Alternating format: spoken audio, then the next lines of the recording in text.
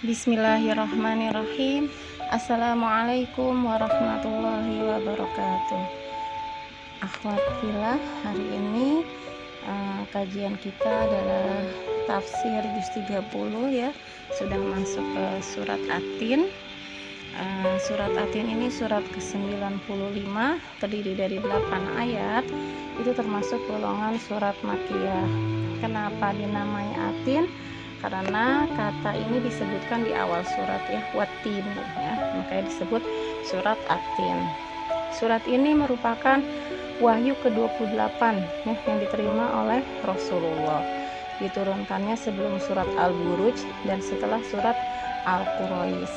Inti pesannya itu menjelaskan bahwa manusia merupakan makhluk terbaik, namun akan meluncur ke derajat yang lebih rendah dari binatang apabila dia tidak mampu mempertahankan kemuliaannya. Kita masuk ke ayat pertama. Wattini wazzaitun.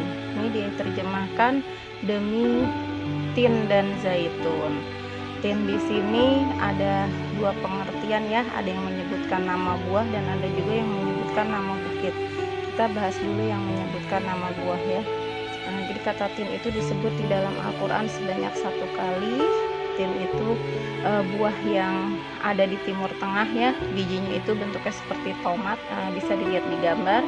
Warnanya coklat, manis dan berserat tinggi. Biasanya dipakai untuk obat wasir dan penghancur batu saluran kemih ya. Kemudian yang kedua, buah zaitun. Kata zaitun itu disebutkan di dalam Al-Quran sebanyak 4 kali. Buah zaitun ini biasa tumbuh di sekitar Laut Tengah. Pohonnya berwarna hijau, buahnya ada yang berwarna hijau, ada yang berwarna hitam pekat seperti anggur. Biasanya buah zaitun ini dapat dijadikan asinan dan minyak yang sangat jernih. Kita sering melihatkannya adanya minyak zaitun. Zaitun ini dinamai di Al-Quran sebagai sajaroh mubarokah, yaitu tumbuhan yang banyak manfaatnya. Ini bisa kita baca di surat An-Nur yang surat 24 ayat 35. Tin itu ada yang menyebutkan bukan buah tapi bukit Nabi Ibrahim alaihissalam menerima wahyu, dan sedangkan zaitun itu nama bukit di Yerusalem tempat Nabi Isa alaihissalam menerima wahyu. Selanjutnya ayat kedua dan ayat ketiga. Wa turi sinin wa hadzal baladil amin. Wa turi sinin itu artinya dan demi bukit Sinai. Wa hadzal baladil amin, dan demi kota Mekah yang aman. Bukit Sinai atau biasanya juga dikenal dengan Bukit Tursina, itu bukit yang adanya di Palestina ya, tempat Nabi Musa alaihissalam menerima wahyu. Sedangkan Baladil Amin itu yang dimaksud adalah kota Mekah, jadi tempat Rasulullah Nabi Muhammad SAW menerima wahyu. Nah, dari ketiga ayat di atas, wattini wazaitun waturi sinin wa hadzal baladil amin, itu Allah bersumpah dengan 4 tempat penting ya. Tempatnya Nabi Ibrahim, Nabi Musa, Nabi Isa dan Nabi Muhammad SAW menerima wahyu untuk memberikan bimbingan dan pencerahan hidup kepada umat manusia. Kalau kita perhatikan dari keempat nabi ini, itu termasuk semuanya Rasul ulul azmi ya, Ibrahim, Musa, Isa dan Muhammad. Selanjutnya ayat keempat. Laqad khalaqnal insana fi ahsani taqwim. Sesungguhnya kami telah menciptakan manusia dengan bentuk yang sebaik-baiknya. Jadi takwim itu artinya bentuk yang sebaik-baiknya, yang paling sempurna dibanding dengan makhluk-makhluk yang lain. kalau kita perhatikan manusia dibanding dengan makhluk lain itu punya berbagai keistimewaan ya, baik dari segi fisiknya yang lebih sempurna, diberi akal ya, psikisnya, kemudian juga kedudukannya sebagai manusia yang mulia ya. Kita bisa lihat di surat Al-Isra surat 17 ayat 70 ya. Itu artinya, dan sesungguhnya kami telah muliakan anak Adam atau manusia, dan kami angkat mereka di darat dan di laut, dan kami melebihkan mereka atas makhluk-makhluk yang kami ciptakan dengan kelebihan yang menonjol ya. Itu jadi kedudukan manusia itu lebih mulia dibanding makhluk-makhluk lainnya. Dan jika manusia itu beriman dan taat pada Allah, itu bisa melebihi kemuliaannya dari para malaikat. Kenapa? Karena di surat Al-Baqarah ya, di surat 2 ayat 34, di situ Allah memerintahkan malaikat bersujud kepada Adam ya. Malaikat aja disuruh bersujud kepada Adam.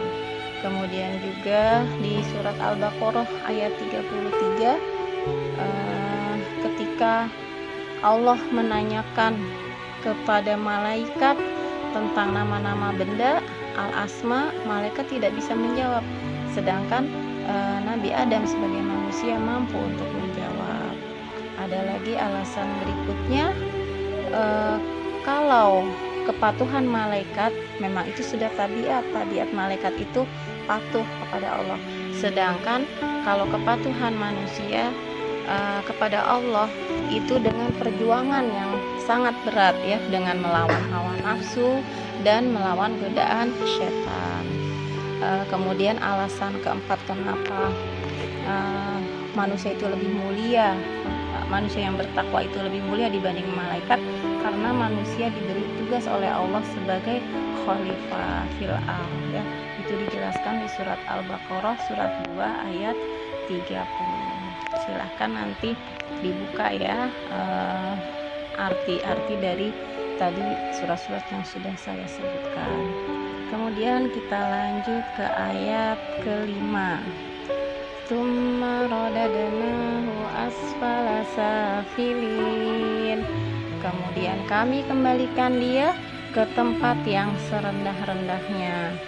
Jadi kalau manusia itu tidak mampu mengemban amanah, tidak pernah menggunakan akal sehat dan nuraninya yang sudah Allah berikan untuk mengarungi kehidupan, itu derajatnya akan jatuh ke level yang serendah-rendahnya, ke tingkat yang paling hina, bahkan bisa lebih hina daripada binatang sekalipun.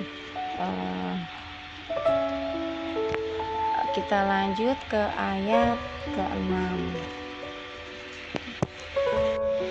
Illalladzina amanu wa amilus solihati falahum ajrun ghairu mamnun. Kecuali orang-orang yang beriman dan beramal soleh, maka bagi mereka pahala yang tiada putus-putusnya.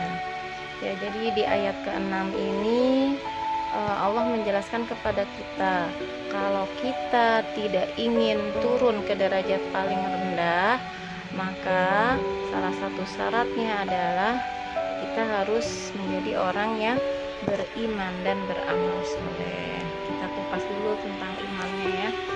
Iman di sini ya iman yang kuat ya.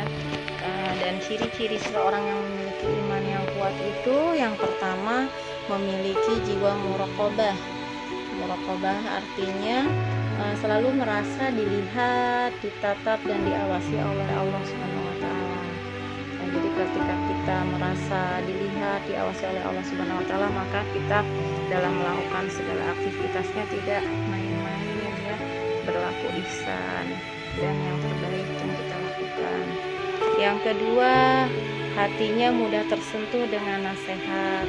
Jadi orang yang memiliki iman yang kuat itu ketika mendapatkan nasihat, dia mau menerimanya ya, mudah tersentuh dan mau menerimanya.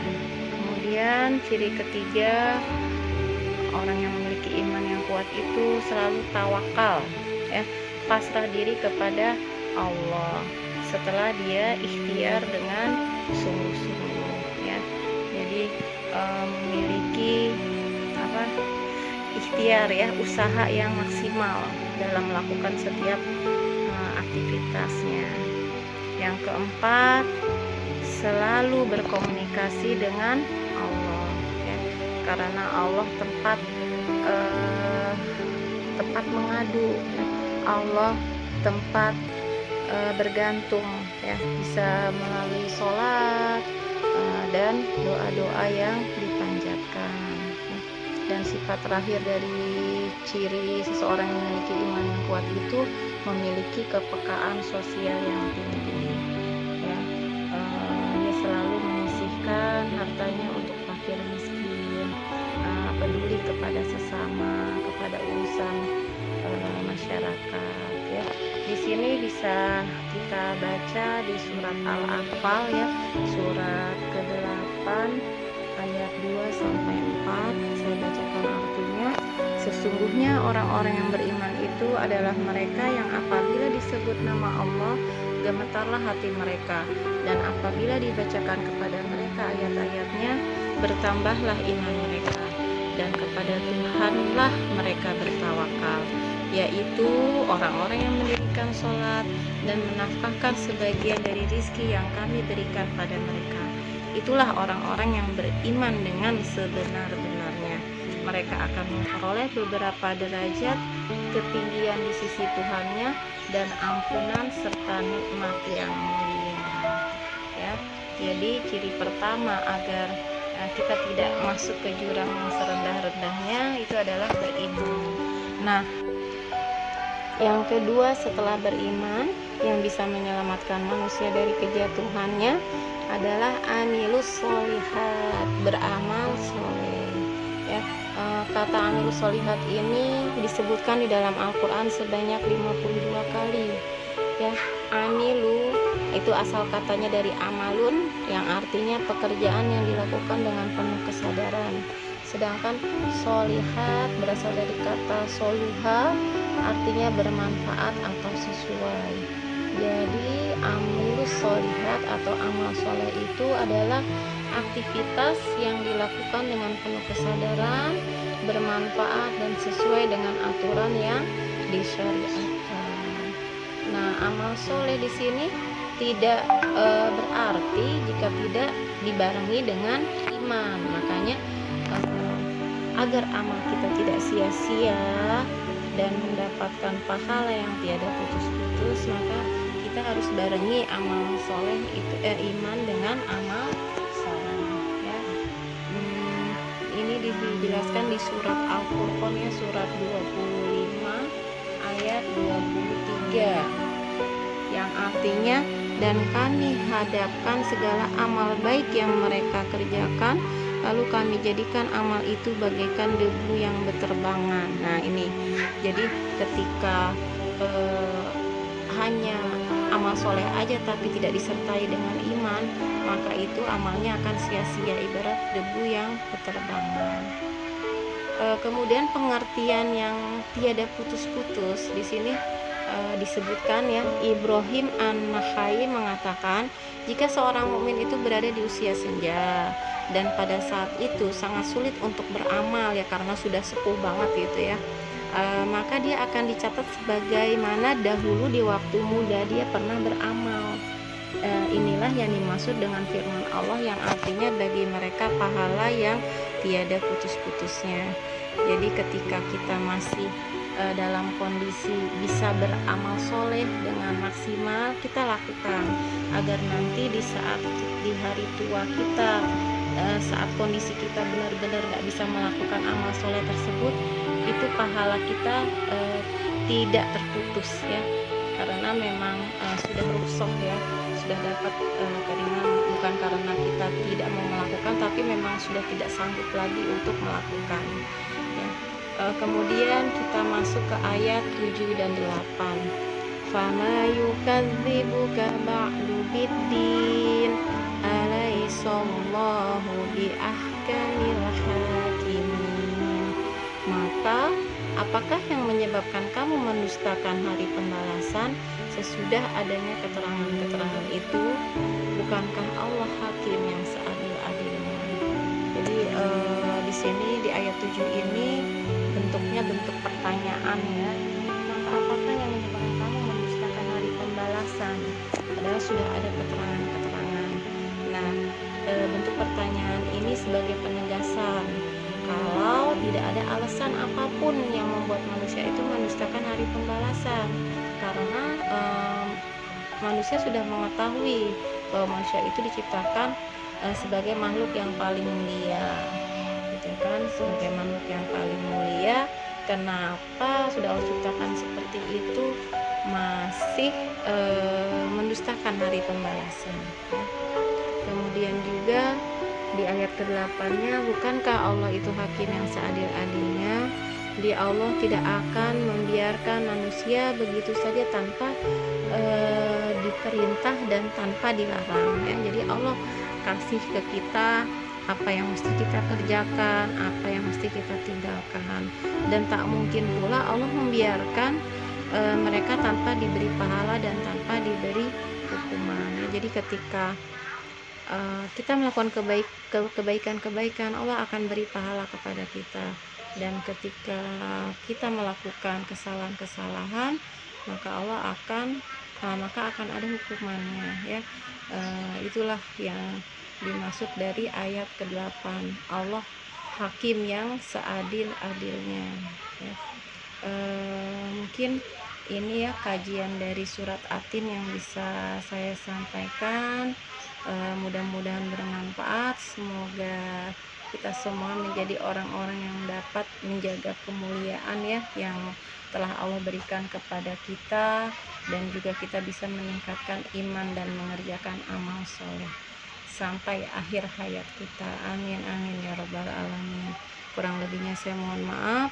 Billahi taufik wal hidayah. Wassalamualaikum warahmatullahi wabarakatuh.